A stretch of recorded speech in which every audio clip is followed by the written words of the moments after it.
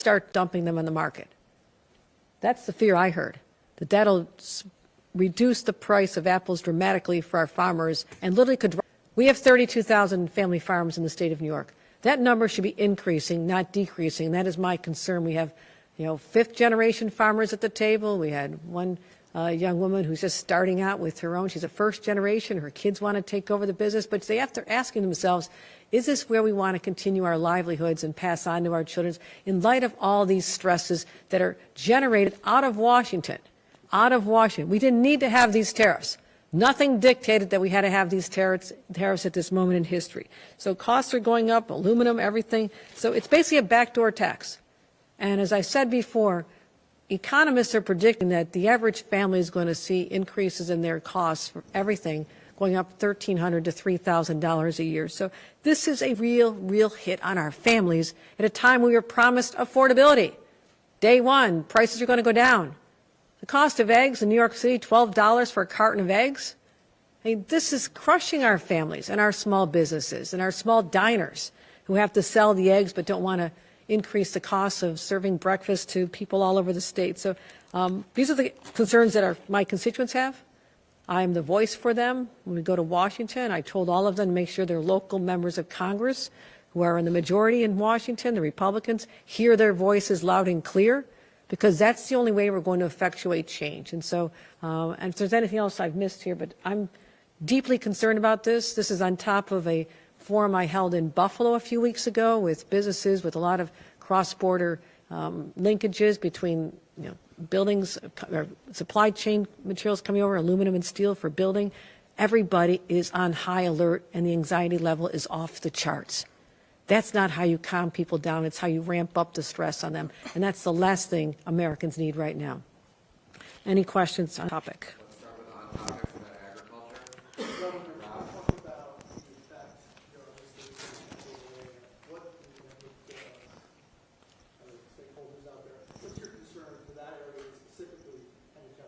Well, dairy is huge in Western New York. I live down the road from the Zittle family farms. They're big. They've been through a lot. They've had the impacts of climate change, dump so much snow on the roofs of their farms that they've collapsed in the wintertime. We went out and visited them. So I think the dairy industry is very concerned about this. At a time when I'd heard a lot of compliments about my success in landing North America's largest dairy processing facility, Fairlife, is being built in the Finger Lakes region as we speak. It's an extraordinary opportunity for there to be a marketplace for our dairy farmers, but these tariffs are going to make it so much more complicated. So I think when it comes to agriculture, it's affecting the markets for our dairy and also our fruit growers, of which there are many in Western New York as well. So those are the ones I heard from farmers in Western New York. But it's affecting everybody. Talk to Dottie Gallagher-Cohen, the head of the local business leadership community. I had a meeting with her and other businesses, and they are very concerned about this. Okay, Zach. Governor, you mentioned how these tariffs are affecting the prices of some really important goods. Do you anticipate that there'll be shortages of one type of vital product or another, either produced here or produced abroad? I can't see into the future the complete impacts, but we have to be ready for all the above. How do we prepare our economy, our businesses, and our families for possibilities of shortages? I'm prepared to stockpile on anything. When I heard who is now the head of HHS and their view on vaccinations, for example, I said, I'm stockpiling bird flu vaccinations. I mean, those are areas where I have to step up very quickly and say, if I see something on the horizon that could be damaging to New Yorkers, I have to intercede very quickly. So if we see that happening, we'll have to deal with it. But again, that has to get out to the public. Everybody has to know the ripple effect that these tariffs will have on every sector of our economy, and it's just starting today. Ben, when you spoke to us about the budget a couple weeks ago, you talked about how voters need to feel the impact of Republican policies. How do you ensure that they blame the right person for these policies and don't blame you for them? Because I'll tell them who to blame. It's very obvious. I'm not in Washington. I'm not deciding that there should be a punitive tariff that's going to affect every single farmer in my state and our businesses. That is obviously emanating from Washington.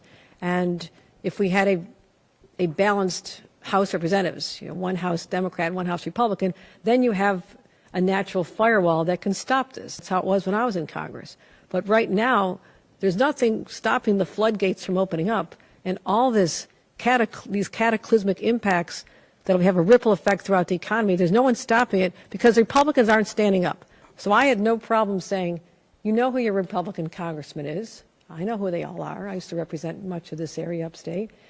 Go knock on their doors. Let them see the farmers show up. Let them know how angry you are that they're not stopping policies that are going to be detrimental to their livelihoods. So I don't think there's a difficult link to say who did it, but I will listen. I'll help people understand the impacts. We'll do what we can here in New York. But this is just the beginning. This is literally just the beginning of what we're going to be feeling as results of this administration. Right, on topic, Dan. Governor, how did this change your thinking on the state budget moving forward? You cost some New Yorkers, cost for the state, I'm assuming, on some level. How does that change how you're thinking about it and the impact on it? No, it has a complicated impact because we are a big consumer of products as well. You know, I feed people in nursing homes and in hospitals and all the publicly funded institutions we have throughout the state. So it'll have a big effect on our costs as well, and we'll have to take that to the table when we're talking about the budget. I base our budget based on the circumstances at the time, but also trying to see a crystal ball into the future as best we can. But there was talk about tariffs, but also Canada and Mexico were given this grace period to see if they can stop the flow of fentanyl over the border. You know how much fentanyl comes in from Canada to this country? 1%. And Canada has a large border. We have a small piece of that. It's not coming in through here in any scale. But if it were, I'd be up there helping stop it. And we are. We're up there trying to do what we can. But the interdiction, I'm asking how much is coming in. It is not a lot. That does not justify punishing Canada, our best trading partner, our closest ally, our neighbors. They really are our neighbors. Why are we punishing them? We have so many other enemies abroad. Starting with Russia, and we're torturing and punishing our friends in Canada and Mexico. God, the world's turned upside down. Anything else on topic? Lisa? We'll get everyone. Governor, you talked about the egg prices. The U.S. Ag Secretary had put out an op-ed that talked about potential funding for avian flu, but it also talked about importing eggs from other countries, which sounds like it would impact farmers in New York State. Can you talk a little bit about that? Are you concerned with that? Yeah, why are they putting a target on my egg growers, my egg farmers? Why are you doing that? Why are you trying to drive them underground and drive them out of business? Is that good for our economy to make our farmers who we rely on, who support us, who feed us, drive them out of business so you can bring in eggs from other countries? No, that's not what we're going to allow here happening in the state of New York. That's gone too far. Okay, Mark, go ahead. Thank you. One of the issues in terms of food safety and the avian flu is that you never hear about kosher food being recalled. And I don't know why there's no push, or could you explain why there isn't a push for more kosher farms in New York State that would, prevent any of this in New York State? And the tariffs wouldn't have a problem because it would be self-sufficient. No, if there's demand for kosher farms, they absolutely should talk to us about how they get started. Absolutely. We are trying to, have more startups in this field. And it's hard. It's hard work. But you acquire the land, you decide, you put together a business plan, you talk to us. We have loans available for small businesses. Certainly, if there's a demand for it and people want to do this, we'll be. I'm talking about the current farms. Oh, the current farms. I think you said. Turn over to being kosher farms, and then there are protections of food safety that would not Understood. have the problem that we're having here. Understood. Certainly, we can take a look at that, right, Commissioner? Absolutely. All right, we'll take a look. All right. Okay, Marie. Yeah, so you mentioned retaliatory tariffs and the risks there. Ontario Premier Doug Ford, said he would look at trying to cut off the flow of energy into the United States. Are you concerned about the risk of that to New York's energy reliability and security?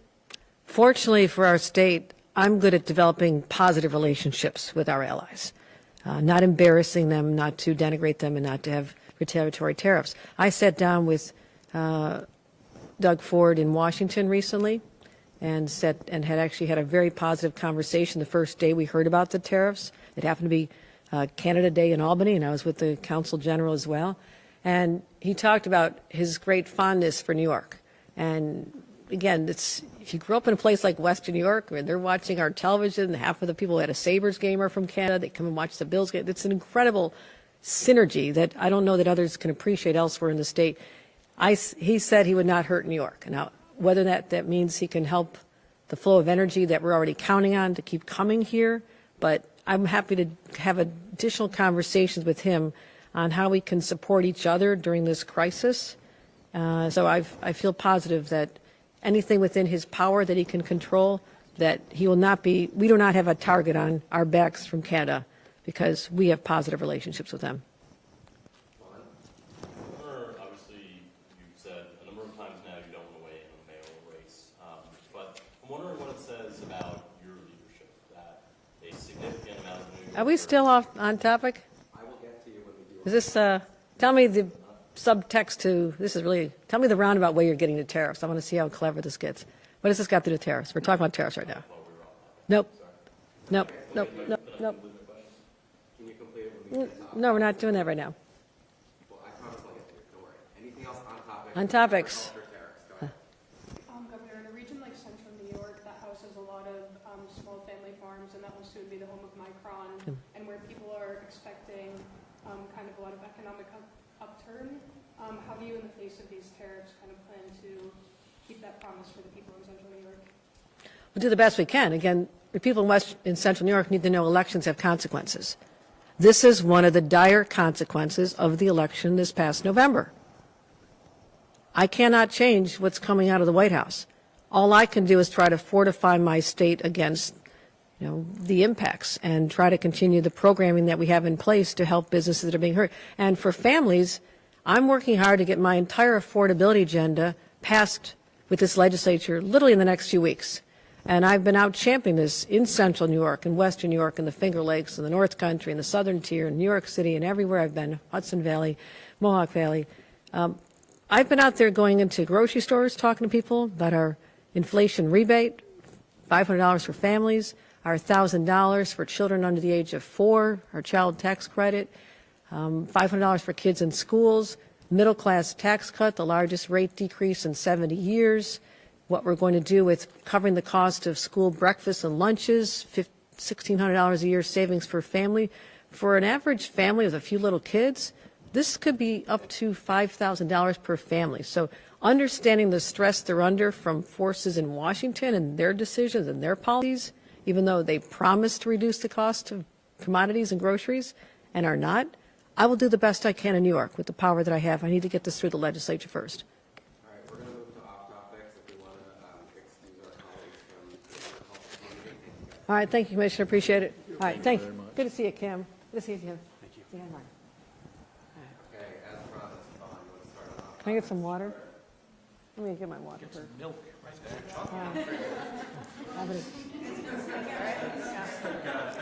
I'll do a commercial for you. I love chocolate milk. This is great. And these are my housing carrots. Remember my housing carrots? They look pretty good since last year. Yeah. They actually look a little smaller. Last year I had really big ones. That was $650 million last year. I'm only adding $100 million this year, so they're a little smaller this year. That's right. That's right. That's right. That's right. So. We're getting a lot of out of it. Vaughn, you want to go ahead?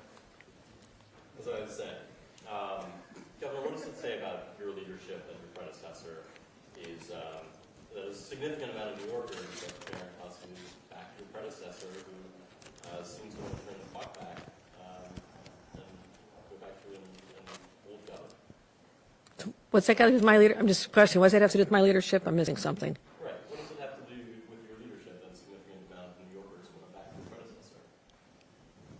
I'm still not seeing the connection. Is he running for governor? He's not running for governor. I'm the governor.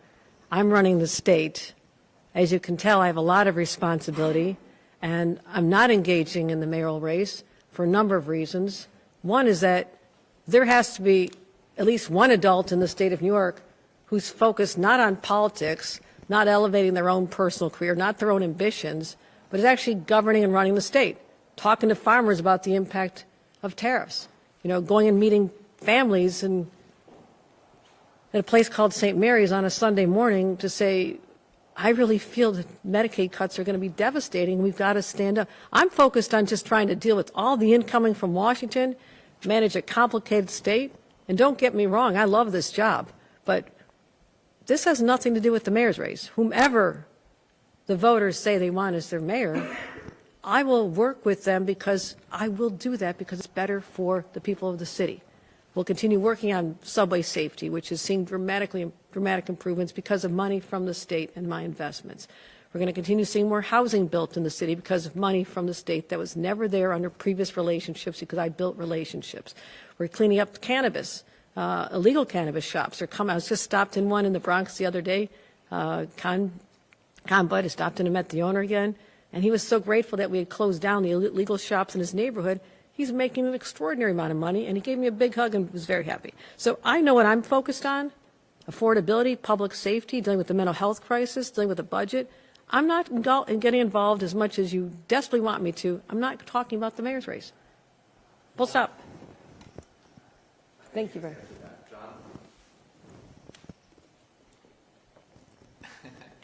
Is it good?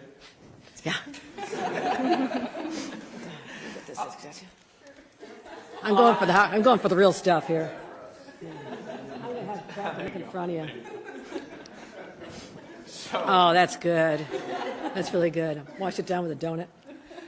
On the topic of the current mayor, a week and a half ago, you put out.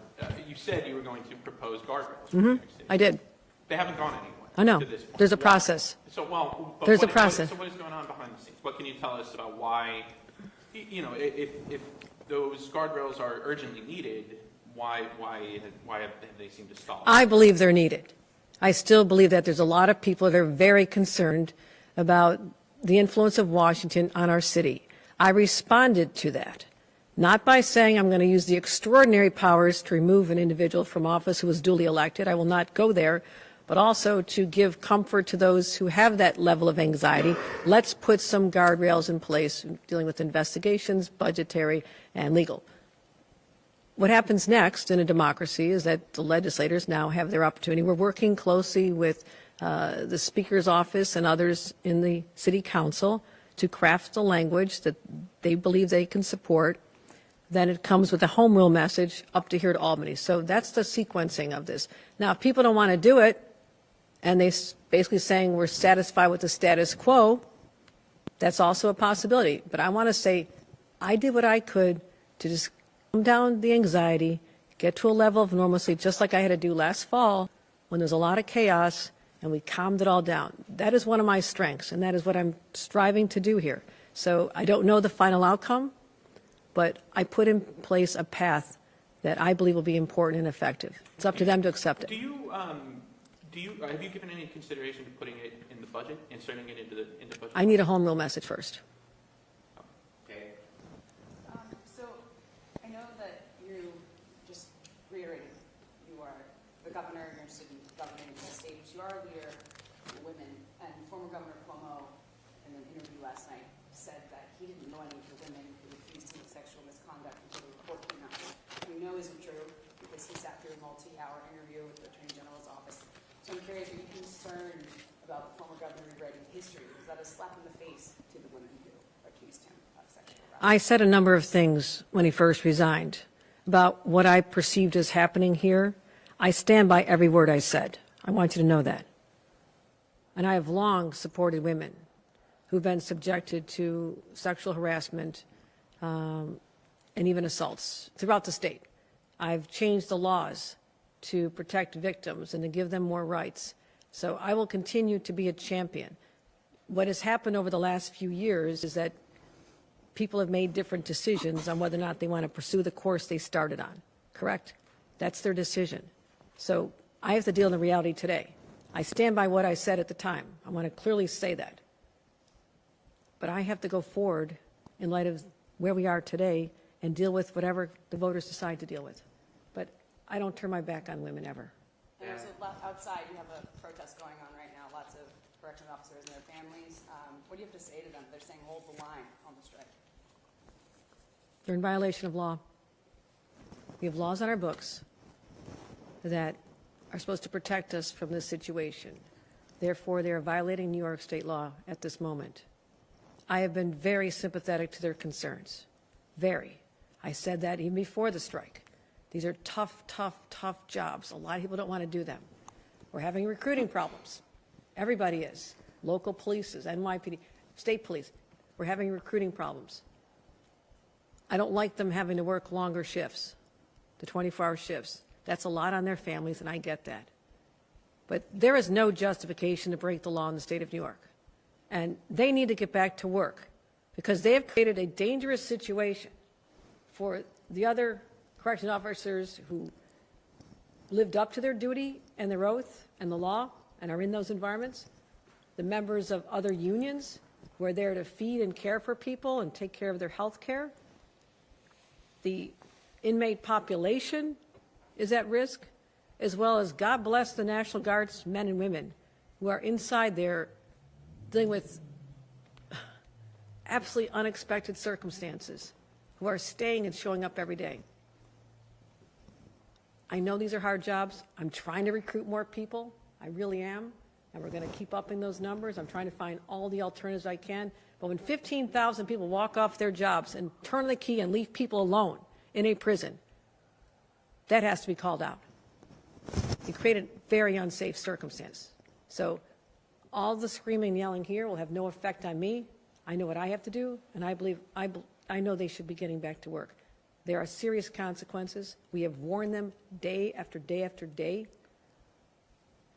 More than as a mom, I used to give warnings, but I've done it. A lot of warnings that you're going to lose your health care. The health care is gone. People are going to go to be arrested. You could be going to jail. You've lost your job. You lost your income. You've lost everything. And those who've walked off the jobs for 11 consecutive days basically are AWOL, which allows us to accept that as a termination, a resignation. So we'll be accepting those resignations. But yes, people can be as noisy as they want and politicize this and do whatever they want. But this is not making our state safer. And that's my number one priority. Have you visited prisons? I have visited prisons. I have visited Since the prisons. strike started? I've been a little busy trying to get people back to work. But I've had my commissioner of docks and Jackie Bray, Commissioner of Emergency Services, they are on helicopters all day long and flying into the night to go visit people for days now. They have been sitting down with corrections officers, listening to them. But this is a wildcat, illegal, unauthorized strike, which means we are not negotiating at the table with anyone who can speak for the people here and out there. And that's been challenging because the union called out this as being illegal from the beginning. And that's who we're at the table with. So it's a complicated situation. I hope it ends soon. But otherwise, I'm working on a lot of plan Bs. All right, we got time for about two more, Duncan.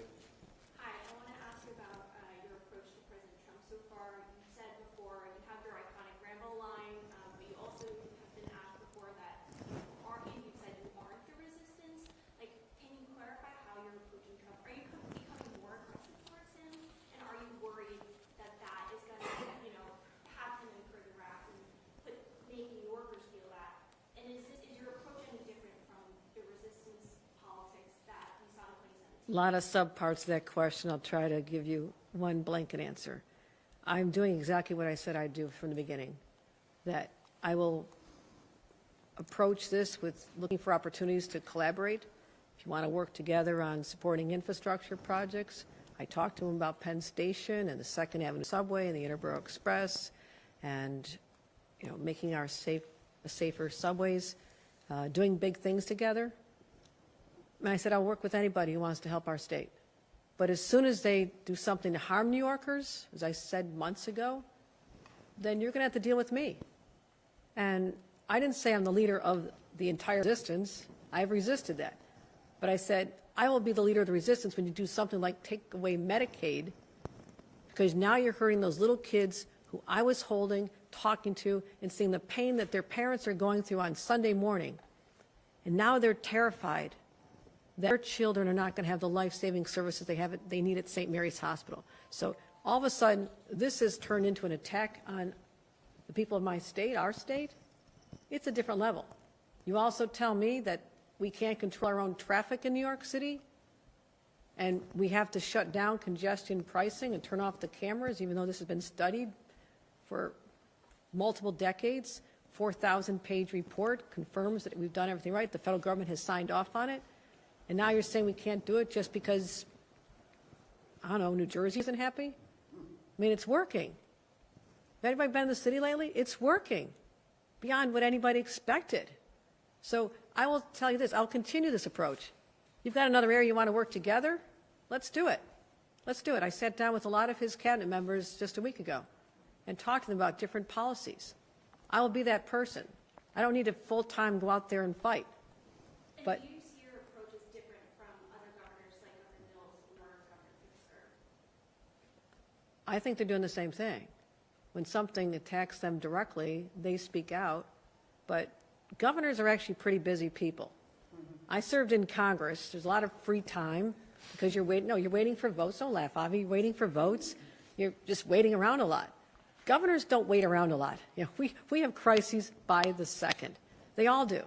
So we're not sitting here thinking about how I can take another shot at the Trump administration because I have nothing else to do. We're people who have to focus on results and delivering for our citizens, especially when I've got worried farmers about tariffs. I've got worried families about Medicaid. I've got people wondering if congestion pricing is going to be gone after they know it's working. So I will say this, all the governors are in the same boat. We'll stand up and fight when we have to. Otherwise, we're governing our states. These are full. One more, Ben. Just quickly about something in your budget, you know, these proposals around discovery reform, which we're hearing have a lot of opposition in the Senate and maybe also in the Assembly. I'm curious how you view this in terms of what was passed in 2019 and 20. Like, what does it say that you're doing this with the backing of the DAs? What does it say about like the politics of criminal justice right now? Does it show sort of the center moving on that issue? I mean, do you see kind of a pullback from some of the where the politics of that moment was and now? Yes, I do. I think there's been a shift in public attitude. Many times in government you correct for abuses, and there certainly were abuses that justified a number of changes. But the pendulum swings and you start seeing the impacts, like maybe there's unintended consequences, like the enormous number of cases that are now being dismissed to the great frustration of our police and our DAs all across New York, not just in the city but everywhere. And that's not making people safer. So we saw a spike in crime. So you say, why is crime up? Well, there's a lot of recidivism. Why are they out on the street? Why were their cases dismissed? So I start analyzing this over the last few years, and I concluded that we need to revert back to some of the bail laws that were in place before they were changed, you know, by my predecessor in the legislature back in 2019. We did a number of those, and we're seeing different results. But the discovery laws, I can't talk to a single DA without them bringing this up, whether I'm in Albany or I'm in Queens. It's all they're talking about is the work that's being done, and on technicalities, very minor reasons, they're required to have the cases dismissed, and people are back out in the street. So because of the increase in crime over the last few years, this has changed people's attitudes about this dramatically. So does it mean it's back to the middle? Or I don't know if you can conclude that. Perhaps it is, but it's just a common sense place that says, what else can I do as governor, working with the legislature, responding to the needs of our law enforcement and our district attorney? How can I make the changes that are necessary to make people safer in this state? Is that a reflection